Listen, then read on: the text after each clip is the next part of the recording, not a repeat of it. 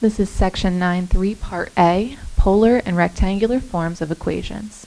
Your I can statements: I can convert between polar and rectangular coordinates, and I can convert between polar and rectangular equations. When we need to convert polar to rectangular coordinates, if P has a polar coordinate of r and theta, then the rectangular coordinates of x and y of P can be found by doing x is equal to r cosine of theta and y is equal to r sine of theta. Now this should make sense because if this is our theta, this side is the opposite, this side is the adjacent, this is the hypotenuse. So if you know your radius and you know your angle, if you're looking for the opposite side, sine of theta is opposite over hypotenuse. Our opposite side is y, our hypotenuse is r. So if the sine of theta is equal to y over r, to get the y by itself, we would multiply both sides by r, and you'd be left with y is equal to r sine of theta. We would do the same process to get the x value. So we need to convert from rectangular coordinates, find the rectangular coordinates from the polar coordinates that are given.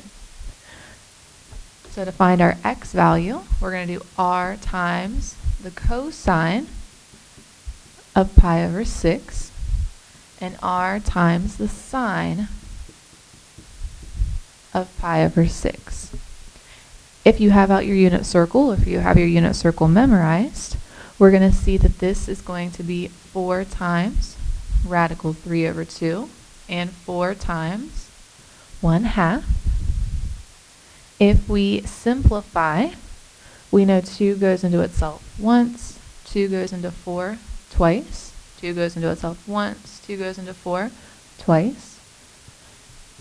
So if we multiply, this is going to give me 2 radical 3 and 2 as our rectangular coordinates for this polar point P.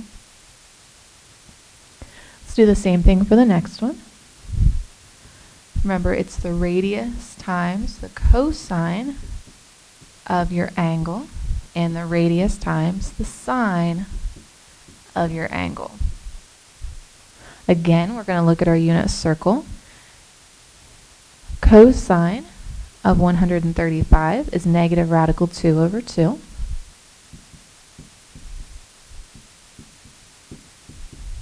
The sine of 135 is radical 2 over 2. If we simplify, 2 goes into itself once, 2 goes into itself once. So when we multiply, this is going to give me negative times negative gives me positive. So this gives me a radical 2. Negative times positive is negative, and radical 2. For the last one, we're going to have 3 times the cosine of negative 120 and 3 times the sine of negative 120. Now if you want, you can change these values to positive angles. You would just add 360 to it. So this would be the cosine of 240 and 3 times the sine of 240. Cosine of 240 is negative 1/2.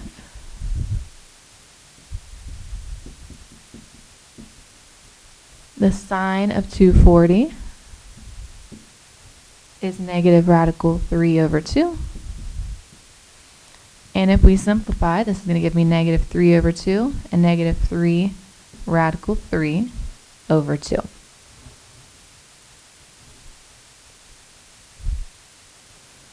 If we need to convert from rectangular to polar, the first thing we need to do is find our r value. Now because if we look at this, this is a right triangle, so we can use Pythagorean theorem. So x squared plus y squared is equal to r squared. Or if we just want to get the r by itself, we can go ahead and take the square root of both sides. So we are left with the equation of r is equal to the square root of x squared plus y squared. To find our angle, because we are given our x and our y value is our opposite side. The x value is our adjacent side. Opposite over adjacent is tangent. So to find our angle, we're going to do the inverse tangent of y over x. Now if our value is less than 0, so if your x value is less than 0, when you find your angle, you are going to do the tangent inverse of y over x plus pi or plus 180 degrees, depending on which direction you're going, to compensate for that x being negative. Now you do need to recall that polar coordinates are not unique. The conversion from rectangular coordinates results in just one representation in polar coordinates, but there are infinitely many different polar representations that this can take. So on the first one, we need to change this to rectangular. So we're going to find our r value first. So r is equal to the square root of x squared plus y squared. 1 squared gives me 1. Negative radical 3. You square a radical, becomes the radical cancels, and we square a negative, becomes positive. So this gives me 3. Square root of 4 is 2, so the radius will be 2 in polar. To find our theta, we do the inverse tangent of negative radical 3 over 1. If you take the inverse tangent of that, we will get negative 60 degrees.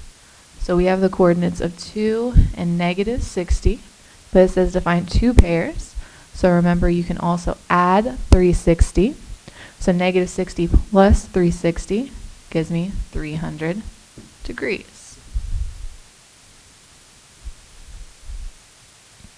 On part B, we need to find our r value first.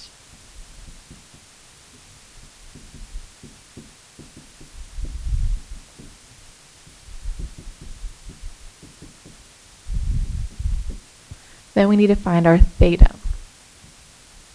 If we notice, our x value is negative, so we actually also need to add 180 degrees. So our theta is going to be 116 degrees. So we have radical 45 with 116. To get another angle, we can add or subtract 360. So if we take the 116 and minus 360,